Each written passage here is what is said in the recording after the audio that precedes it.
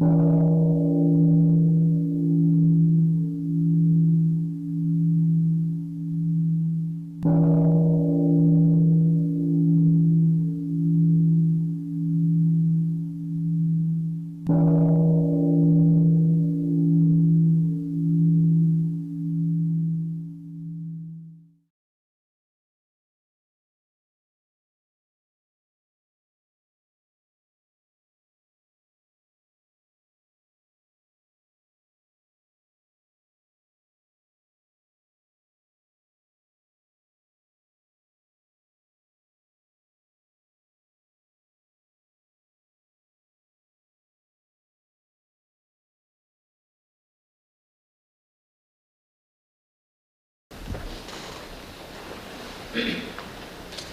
morning, dear Sangha. Today is Sunday, March 18, the year 2012, and we are in the Upper Hammock, beginning our spring retreat.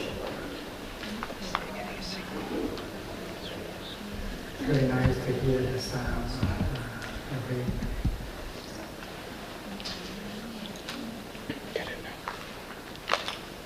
Many of us know that eternity can be touched in this present moment. And when you breathe in mindfully with concentration, you can also touch eternity. And when you make a step mindfully with concentration, you can also touch eternity and infinity.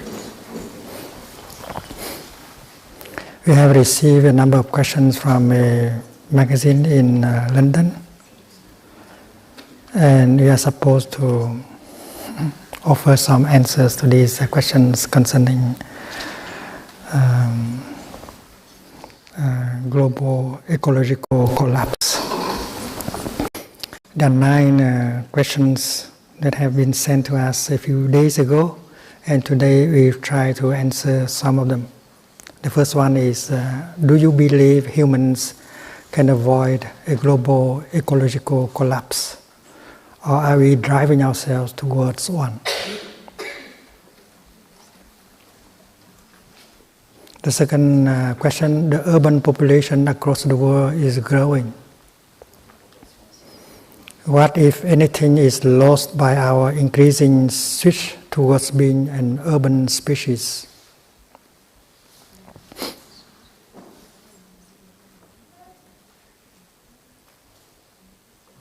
The third question, are we a vulnerable species or one still in control of our destiny?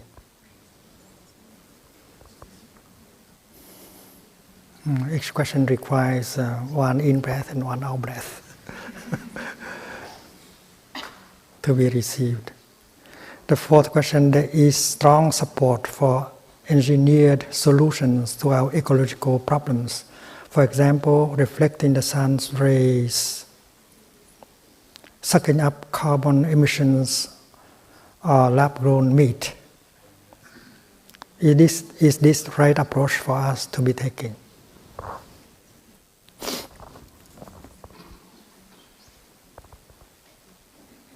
The fifth question, most of us in the West are still attached to a high consumption lifestyle. We like to buy new and exciting things. Is there a strong enough alternative lifestyle out there that can convince us to leave this high consumption lifestyle behind?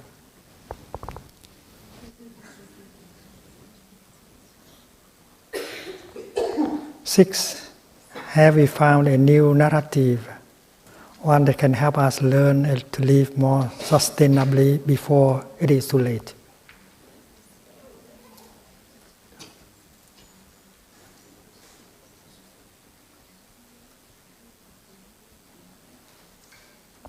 The seventh question, what is the hardest part of the lifestyle you have chosen to lead?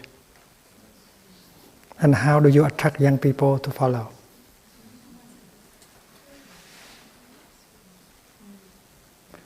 The eighth, can we strive for financial and spiritual contentment, or are they mutually exclusive? can we be at the same time rich and spiritual? And the 9, most environmentalists narrow down the problems we face into 2 issues: overconsumption and overpopulation. Where do you stand?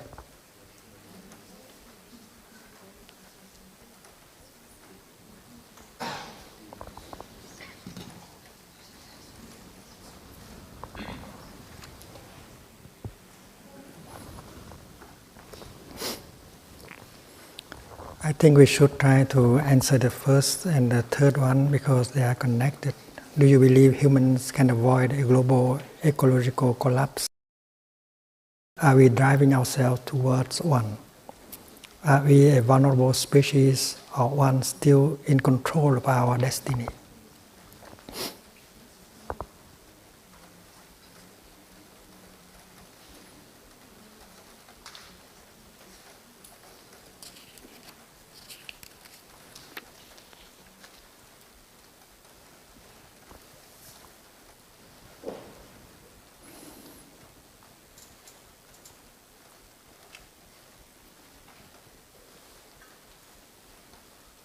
The National Wildlife Federation tells us that every day about 100 plant and animal species are lost to deforestation.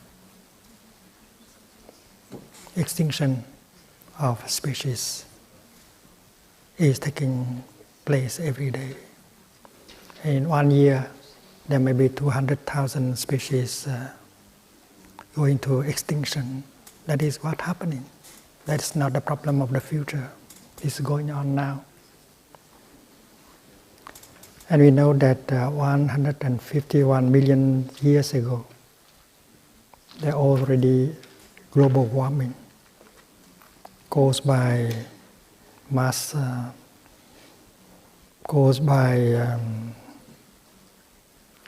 gigantic volcanic eruptions. They caused the worst mass extinction in the history of the planet. That time, a 6 degrees centigrade increase in the global temperature,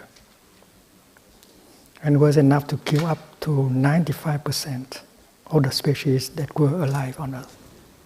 Global warming already happened 251 million years ago because of volcanic eruptions, and 95% of species on Earth disappear. And now a second global warming is taking place, this time because of deforestation and industrialization, man-made.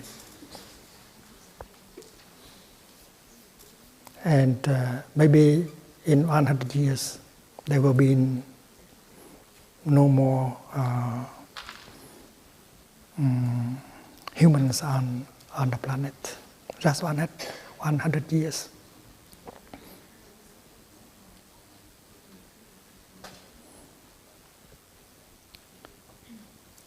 After the disappearance of 95% of species on Earth caused by that mass extinction,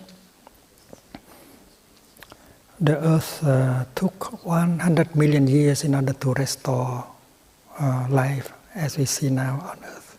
100 million years. And if our civilization disappears, it will take some time like that for another civilization to reappear.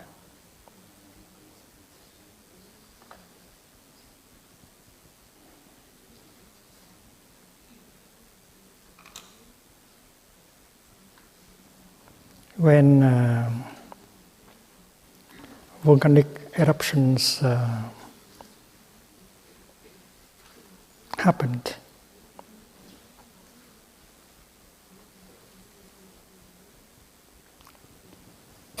the carbon dioxide built up, created the greenhouse effect. That was 251 million years ago. And now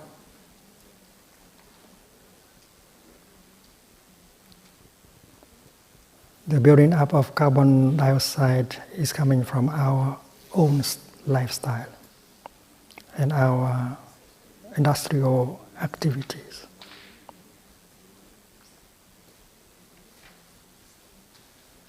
And if an increase of 6 degrees centigrade takes place, and then 95% of the species on Earth will die out, including Homo sapiens.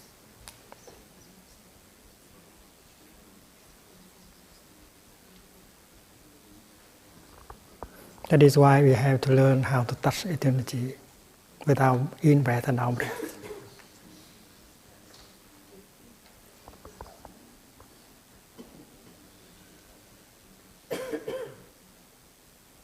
So extinctions of species have happened several times.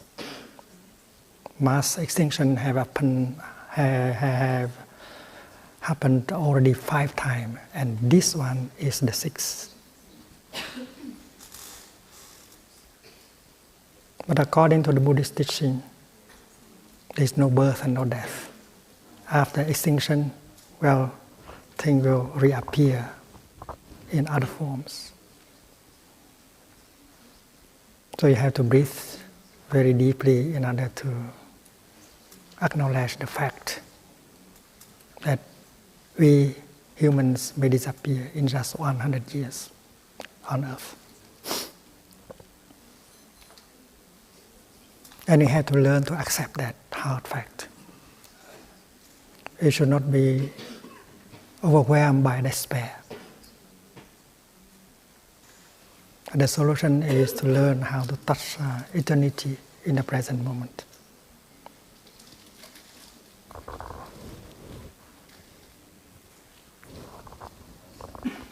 We have been talking about the environment as something that is different from us. But we are the environment.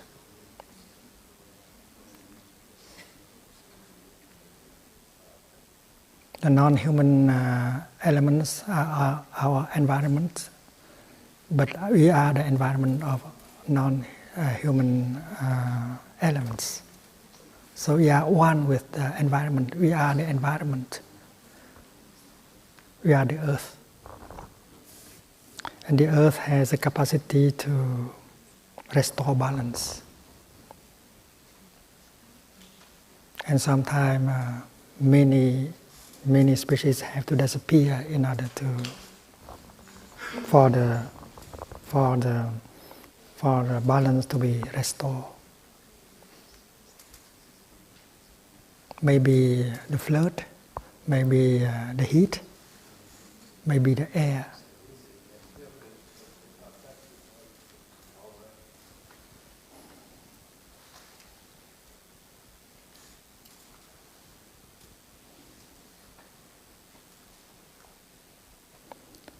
The second question, the urban population across the world is growing. What is lost by our increasing switch towards being an urban species?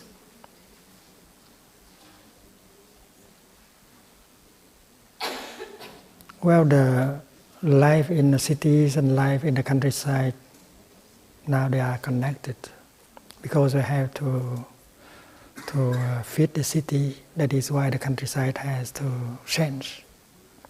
And the countryside is being contaminated by many things.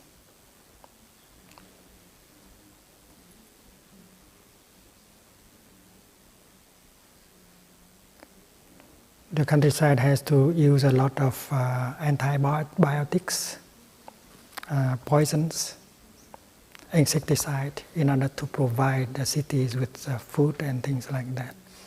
So the countryside is no longer safe for us. And even if we go back to the countryside and continue the same kind of consumption, there is no solution.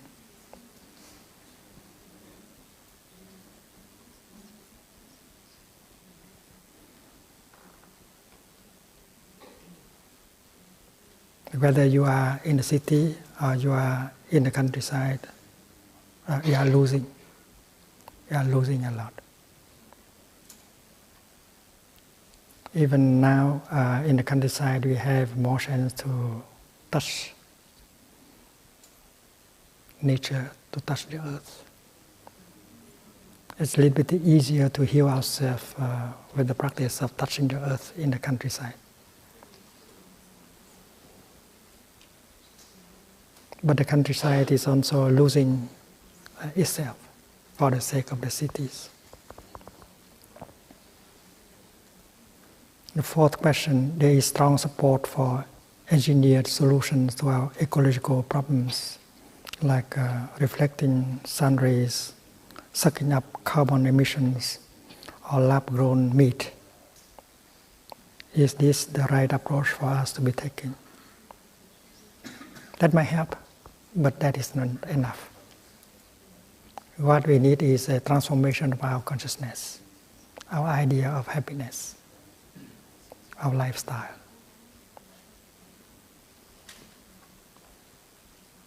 And this is linked to the fifth question. Most of us in the West are still attached to a high consumption lifestyle. Not only in the West. In Asian countries, people are doing very much the same thing. We like to buy new and exciting things. Is there a strong enough alternative lifestyle out there that can convince us to leave this high consumption lifestyle behind?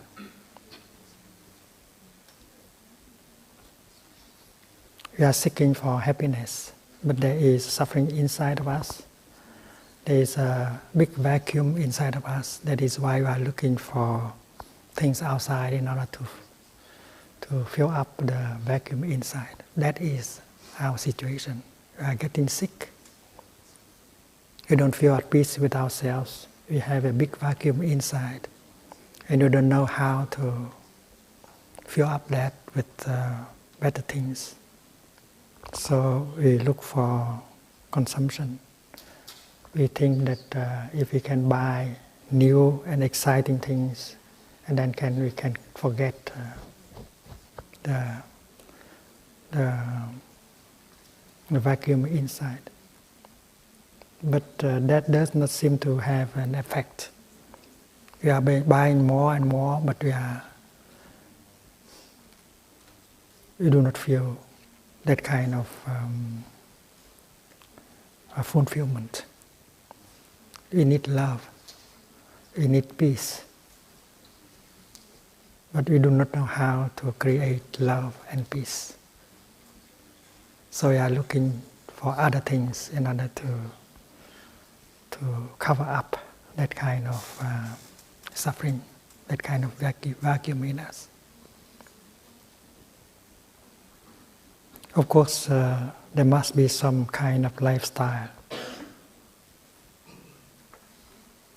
that can help us create love and joy. And we do not have to go to the market and buy things. And unless you know how to create that kind of life, well, you continue to go and buy things. Suppose you know how to enjoy walking meditation. With some training, you know how to bring your mind back to your body so that your mind and your body are together. And when your mind and body are together, you are truly there. And you can recognize that the rain is wonderful, the trees are beautiful, the air is still somehow fresh, and you can enjoy breathing in, breathing out, and touch the wonders of life in this present moment. In fact, if we bring our mind home to our body, if we know how to stop our thinking, and then we will be established in the present moment. We are mindful of our body. We are mindful of what is going on in our body and around us. And we are in a situation to touch the wonders of life that are available in the here and the now. We are able to see that our body is a wonder. A lot of wonders in our body, in our mind also. And when we reach out to the environment, we see that there are so many wonders also. In fact, this present moment is full of wonders. And because you don't know how to touch these wonders,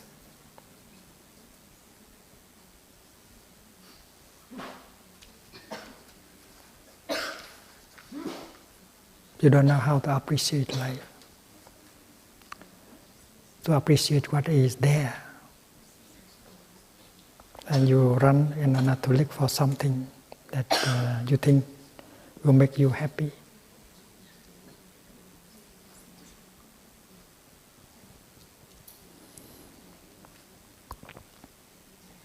Suppose we learn about the 5 mindfulness trainings.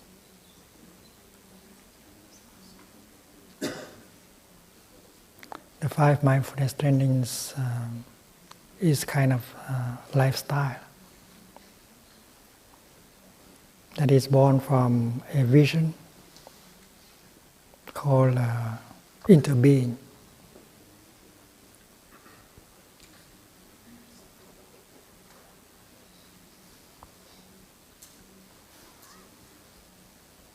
Everything is connected to everything else.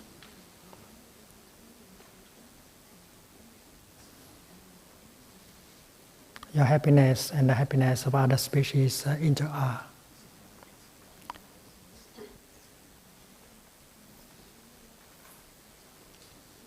If you are healthy, if you are happy, and then other forms of life can profit from you. If you are sick, if you suffer, and then other species will have to suffer with you. And that insight of interbeing helps you to see that you are linked to everything else.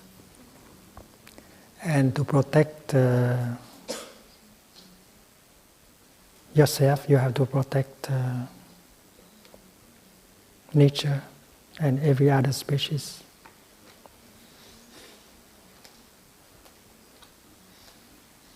And that insight of interbeing will help you to remove discrimination, fear, anger, and make you feel better in yourself. The 5 mindfulness trainings help us to train how to protect life. The first training is about protecting life. Your life and the life of other species. And your life and the lives of other species are interrelated. And when you try to protect the lives of other species, you protect your own life.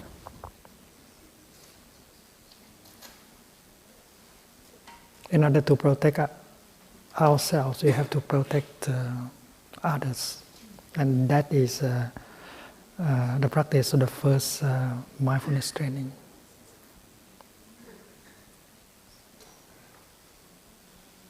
When you breathe in mindfully, you can see that Mother Earth is in you, and you are in Mother Earth.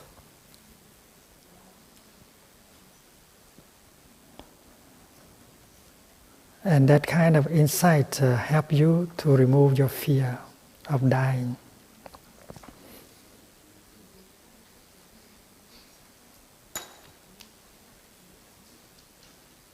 And help you to see that in order to protect yourself, you have to protect Mother Earth, Protecting Mother Earth is to protect yourself. Protecting other species is protecting oneself. This is very clear. That is the first of the 5 mindfulness trainings.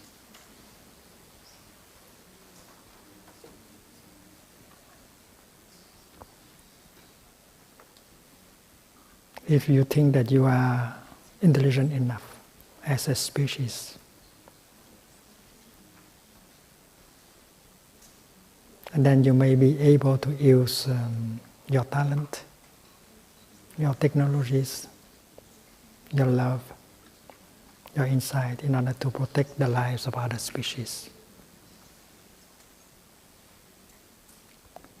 And even if you are the youngest of the species on Earth, you can play the role of an elder brother, an elder sister, and try to look up for the well-being of other species. This is a very beautiful thing to do. And that is what Mother Earth is expecting you to do as a species on Earth, the Homo sapiens. So protecting life is a joy. And that is an act, that is a kind of lifestyle that comes from the inside of interbeing, because life is one. Life cannot be chopped into several pieces.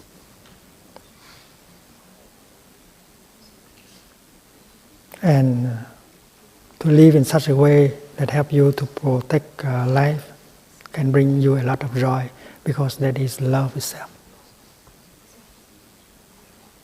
And when you have love in yourself, you don't have to run and buy things, because love is fulfilling. Love makes you peaceful and happy.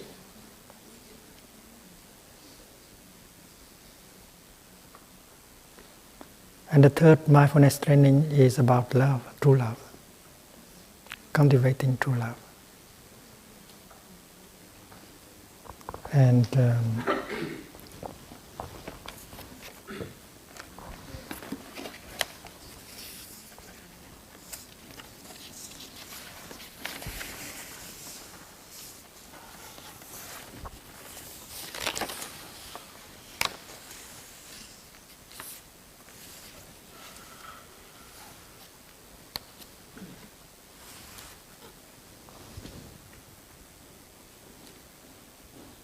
aware of the suffering caused by sexual misconduct, I am committed to cultivating responsibility and learning ways to protect the safety and integrity of individuals, couples, families, and society, knowing that sexual desire is not love, and that sexual activity motivated by craving always harms myself as well as others.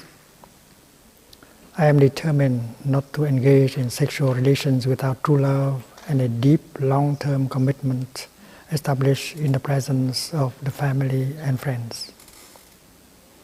I will do everything in my power to protect children from sexual abuse and to prevent couples and families from being broken by sexual misconduct. Seeing that body and mind are one, I am committed to learning appropriate ways to take care of my sexual energy and to cultivating kindness, compassion, joy, patience, inclusiveness, and all elements of true love for my greater happiness and the greater happiness of others. Practicing true love, we know that we will continue beautifully into the future. So for the third mindfulness training about true love, you have to learn how to generate the energy of loving kindness, compassion, joy, and inclusiveness. This is an art of loving. And if you are so busy,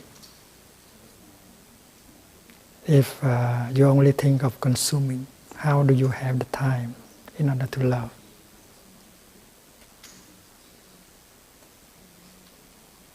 We learn one thing from the third mindfulness training. Sexual desire and love, they are two different things.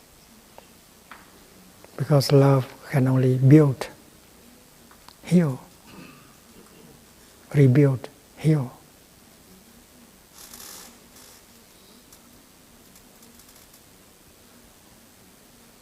And we have to learn how to love ourselves. We have to learn how to take care of our body, to release the tension in our body, to reduce the pain in our body.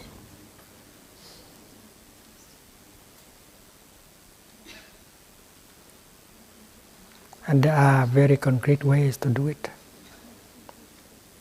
You know how to practice touching the earth by walking meditation, by lying down, allowing nature to heal you. You know how to release the tension in your body, to reduce the pain in your body, not to work your body too hard. All these things we can do. But if you are so busy making money in order to buy things, how do you have time to do so? And there are those of us who know how to organize our life in such a way that we have enough time to love, to take care of ourselves, and to take care of others around us. Every time you are in touch with the suffering and you understand the suffering in yourself and in the other person, you allow the energy of compassion to arise in you. In fact, every time we get in touch with the suffering in us, we are aware the suffering is there. Every time we look deeply into the nature of suffering and see the causes of that suffering, well, compassion in us will be born as a kind of energy. Whether that suffering is in us or in the other person. So getting in touch with suffering and allow the energy of compassion to arise is something that we can do, provided that we are not so busy making money and buying things. And the energy of compassion can heal us, and heal the other person, and heal the earth. So learning how to generate a feeling of joy, of happiness by touching the oneness of life, and generating compassion by touching suffering, understanding suffering, are the things all us can do that belong to the kind of lifestyle that can heal ourselves and heal the earth.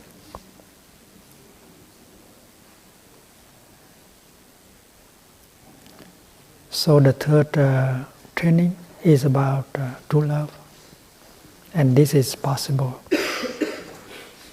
if we practice. We have the time to practice as a group of people, a sangha. The second mindfulness training is true happiness, because if we realize that happiness cannot be possible with only making money and buying things, we should know how to generate and create true happiness. Aware of the suffering caused by exploitation, social injustice, stealing and oppression, I am committed to practicing generosity in my thinking, speaking and acting. I am determined not to steal and not to possess anything that should belong to others. And I will share my time, energy and material resources for those who are in need. I will practice looking deeply to see that the happiness and suffering of others are not separate from my own happiness and suffering. That true happiness is not possible without understanding and compassion. And that running after wealth, fame, power, and sensual pleasures can bring much suffering and despair. I am aware that happiness depends on my mental attitude and not on external conditions.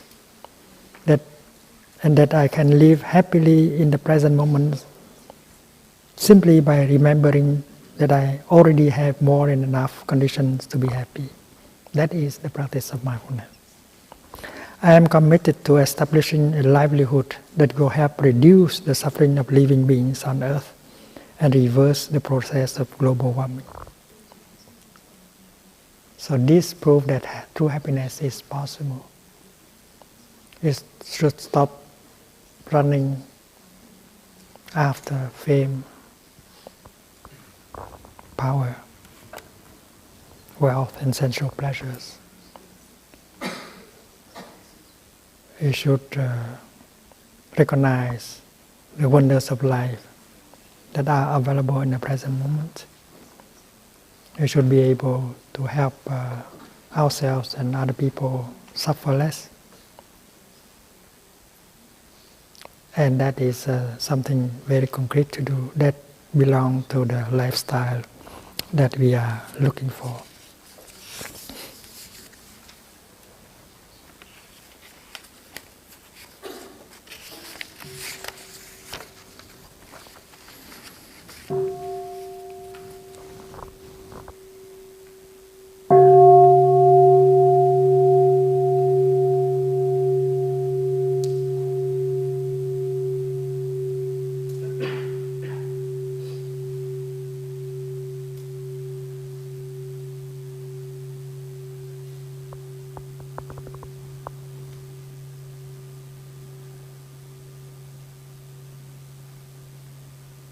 And the fourth mindfulness training is about how to restore communication.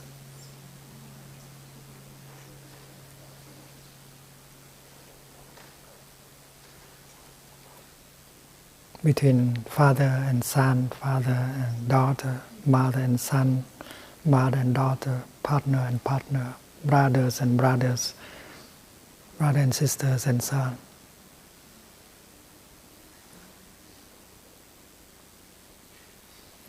If we can not communicate, we suffer. And very often we cannot communicate with our own self. You don't like yourself, you hate yourself. You don't know how to listen to yourself. You don't know how to help yourself. So the practice of love, inspiration, deep listening should be also practiced directed to ourselves. We have to learn to listen to ourselves, to listen to the deepest desire in ourselves, to listen to the suffering in ourselves in order to understand. And when we have understood our suffering, our deepest aspiration, we will be able to understand, to listen and to understand the aspiration and the suffering of the other person. And this is something we can do. This is the object of the fourth mindfulness trainings. We are deeply divided as a society. We are trying to kill each other. And the killing is taking place everywhere, at any time, day and night. We have a lot of fear, anger, discrimination, despair. And that is because there is not enough communication between members of our species. We are not only killing other species, we are killing ourselves as a species. And that is why technology is not enough. I have to learn how to listen, how to speak lovingly. Aware of the suffering caused by unmindful speech and inability to listen to others, I am committed to cultivating loving kind speech and compassionate listening in order to relieve suffering and to promote reconciliation and peace in myself and among other people, ethnic and religious groups and nations.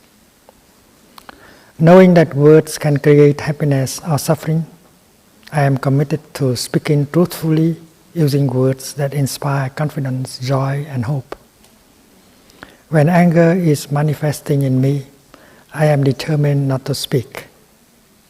I will practice mindful breathing and walking in order to recognize and to look deeply into my anger. I know that the roots of anger can be found in my wrong perceptions and lack of understanding of the suffering in myself and in the other person.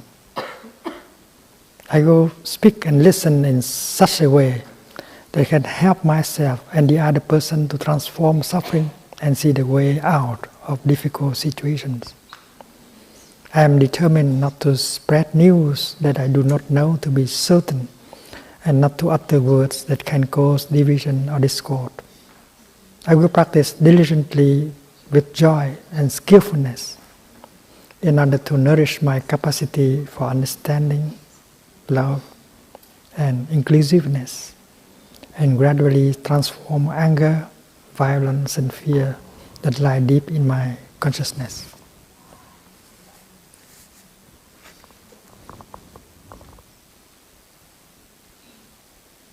And we know that 5 days, 6 days of practice in a retreat can help us understand the suffering in ourselves and understanding in the other person, and help us to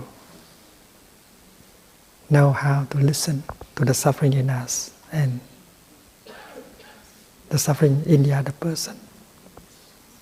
And when the energy of compassion is born, we'll be able to listen with compassion and to use loving speech and restore communication. And any one of us can do that. Just 4 or 5 days of training. And that happens always in our retreats.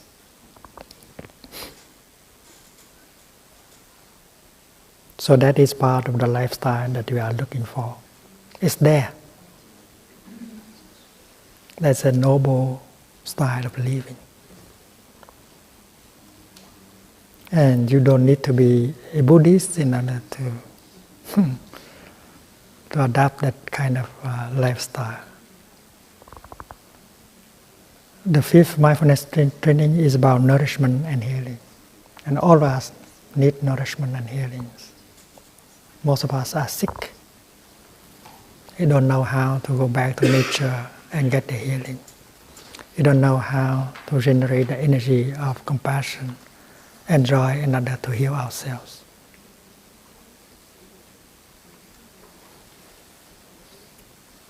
We rely only on medicines, antibiotics, surgery. Aware of the suffering caused by unmindful consumption, I am committed to cultivating good health, both physical and mental, for myself, my family, and my society by practicing mindful eating, drinking, and consuming. I will practice looking deeply into how I consume. This is the key practice, consumption. We cannot get out of this difficult, despairing situation unless we make a revolution in the way we consume.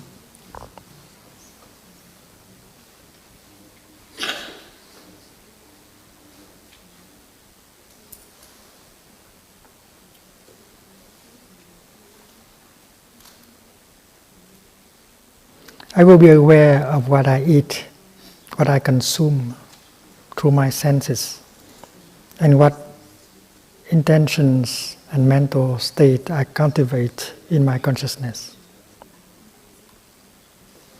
I am determined not to gamble, use alcohol, drugs, or any other products which contain toxins, such as certain websites, electronic games, TV programs, films, magazines, books, and conversations.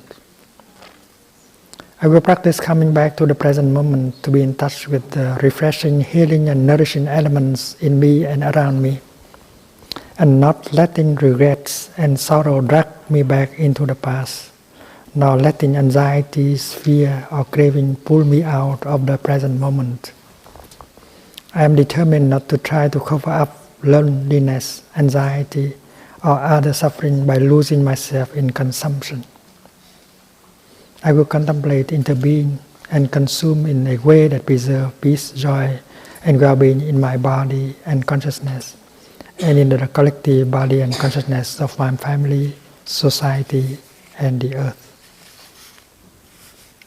So mindful consumption is a way out, the way out.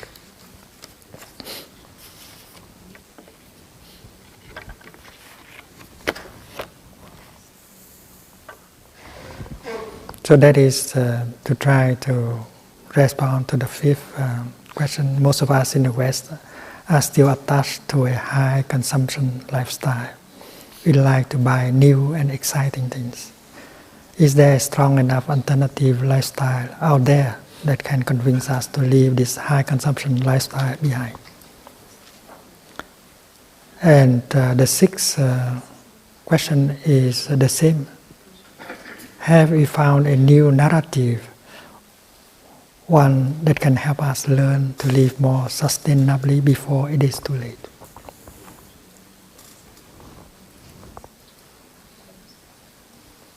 The seventh question, what is the hardest part of the lifestyle you have chosen to lead? And how do you attract young people to follow?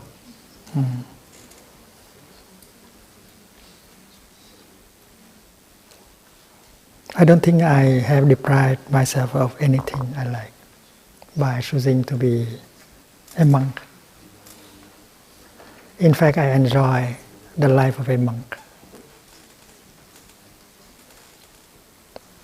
For instance, when we follow a vegetarian diet, we are very happy because we can do so. You don't suffer when you follow a vegetarian diet. You don't suffer because you don't eat meat and drink alcohol. In fact, you are very happy. It's fortunate to be able to eat vegetarian because you know that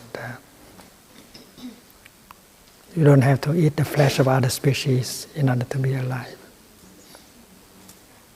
And you can help protect life by eating. In fact, we have to learn to eat in such a way that can preserve our planet and reduce the suffering of living beings. And that is why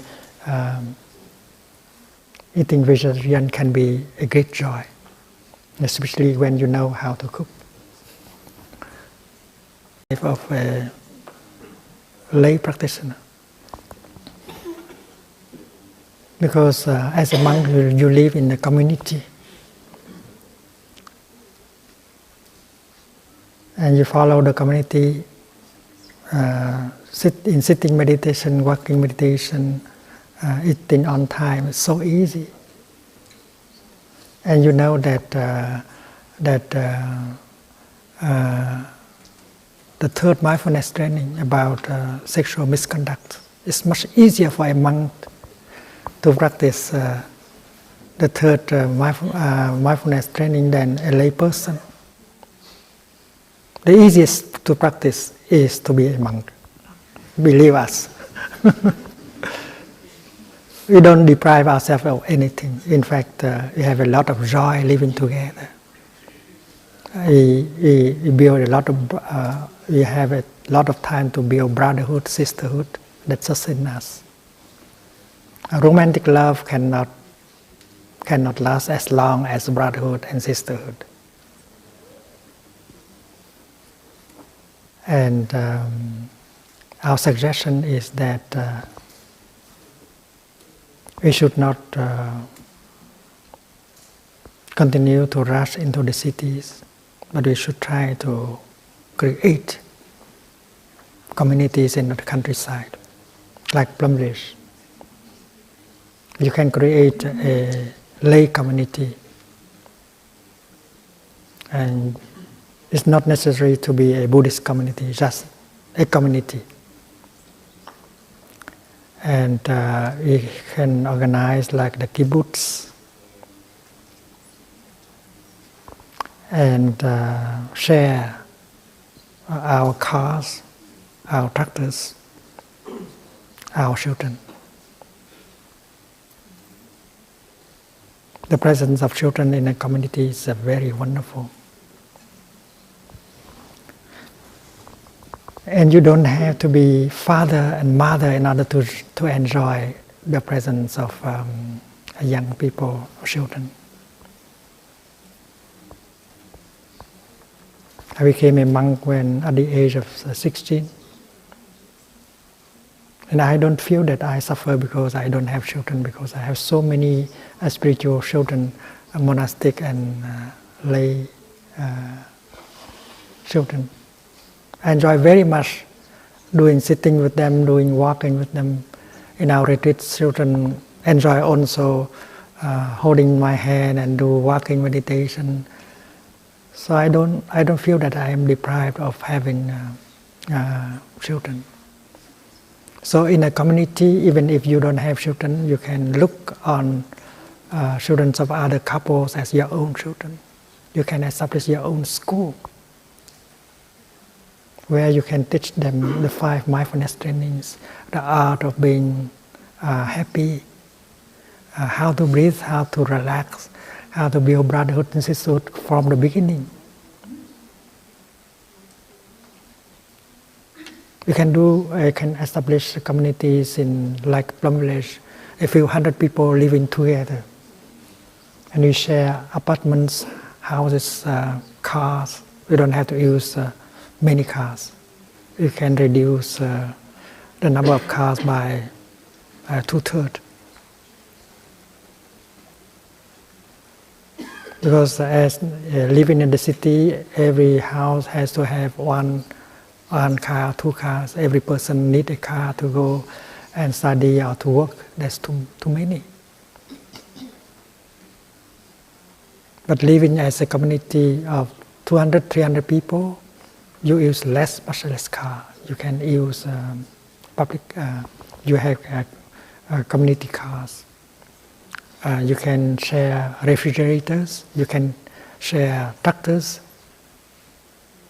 And you can garden together. You can build a school, a park, and you can enjoy the children of other couples. Like in my case. So I have not deprived myself of anything. The hardest thing, maybe, to learn how to say no to requests of having retreats, of organizing retreats. This is the most difficult thing we in Plum Village have to face. Because everywhere people ask us to come and organize a retreat. But we can not always say yes. Our heart is broken when we have to say no to Indonesia, to Malaysia, to Singapore, the next Asian trip. But in order to preserve ourselves, to continue for a longer time, we have to learn to say no. The same is true with North America, South America, Europe, and other countries.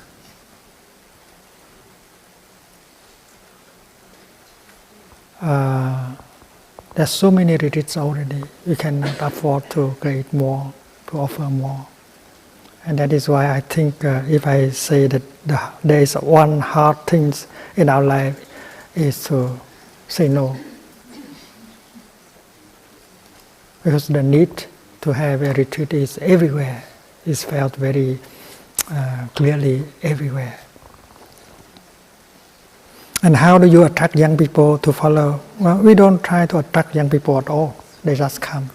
Because when they come to our retreats, to the Prajna temple in Vietnam, they see that there is brotherhood and sisterhood. And that is what we need the most in our life. Many of the young people have experienced romantic loves and they have suffered. And when they come to Prajna temple, they see pure brotherhood and sisterhood. We can be ourselves. We can be nourished by that kind of energy of brotherhood and sisterhood. And that is why to create a community and to build brotherhood and sisterhood as the element to nourish us is a very important thing. You can devote your life into doing so. So instead of going to big cities and have to breathe that kind of air that is so polluted,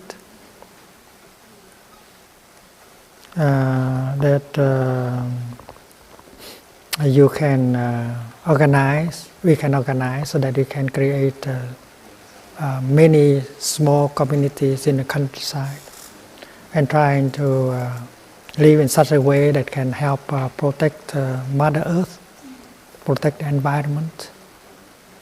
We can work, we can also garden, and we can do it together like in Plum Village. And you can use your talent in order to serve the community, building brotherhood and sisterhood, alternative lifestyle. I think the 5 mindfulness trainings will be the directive representing the lifestyle that we do. So if the young people come to us, not because the Dharma talks we offer or anything else, it is the joy, the happiness generated by brotherhood and sisterhood. And our practice, our daily practice, is to do so, to generate the energy of love, brotherhood and sisterhood.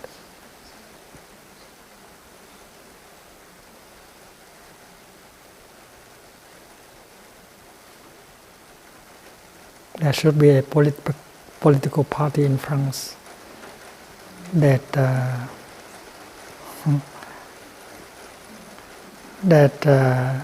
is capable of generating brotherhood, la liberté, égalité, fraternité.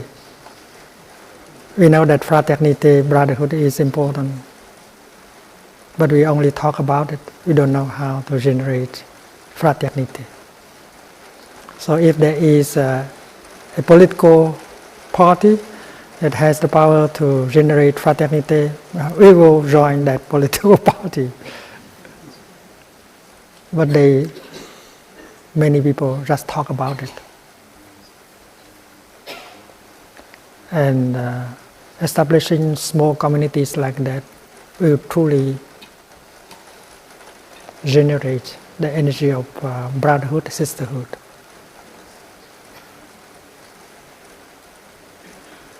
And the young people, they are capable of seeing that.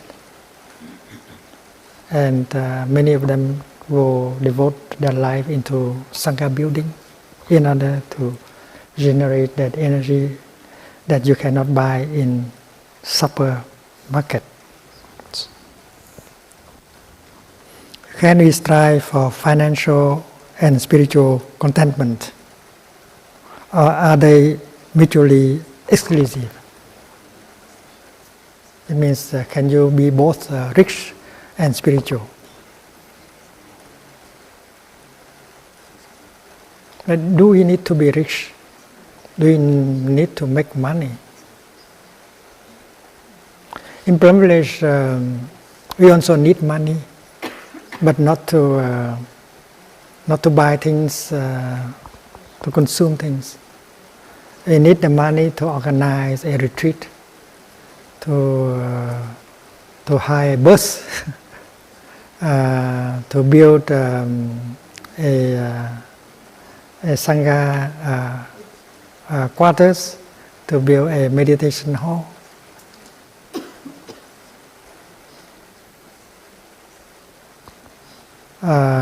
When we go to a city, we need some money in order to buy the tickets for Dharma teachers, monastic brothers and sisters, because we know that transformation and healing in a retreat would require the presence of enough Dharma teachers and monastic practitioners. The first time we went to North America for a retreat with 30 monastics. That was made possible by a businessman, Pritam Singh.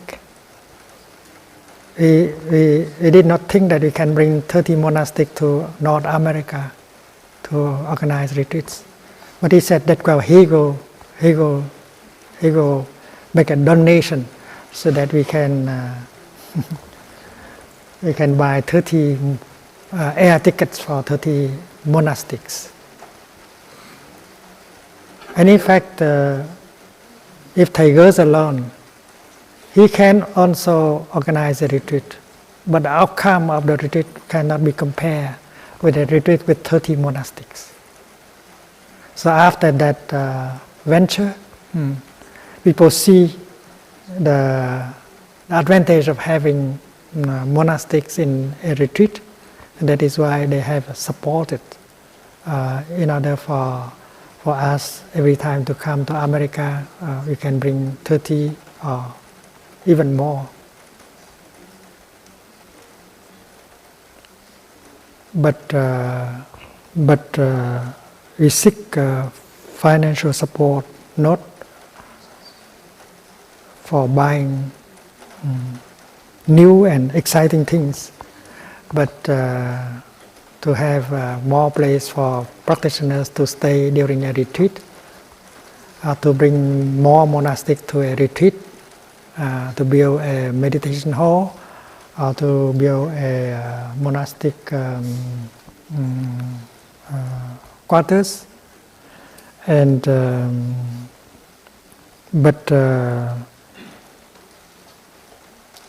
that always has come if our spiritual practice brings fruit, and then there will be friends who will help us in the, on that side, financial side. But it's very clear that spiritual practice can bring a lot of happiness and love and fulfillment. And you don't need a lot of money in order to be happy. So this is no longer a problem. If there is more financial help, and then many more people will profit from the practice. And if we are limited by financial conditions, well, the number of practitioners will not increase, that is all. But we do not sacrifice our practice, our spiritual life, for the sake of financial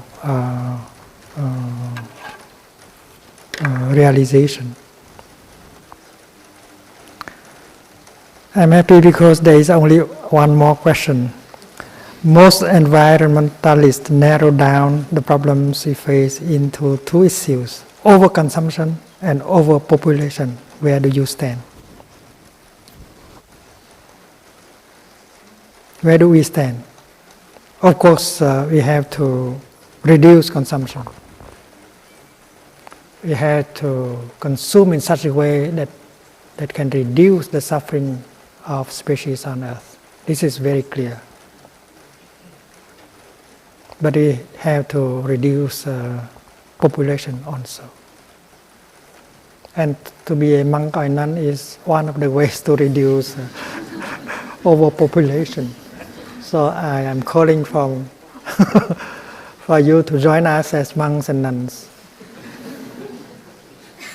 And then if you can create small communities, and if you can establish school and you can take care of the children of other couples, well, we don't miss our children.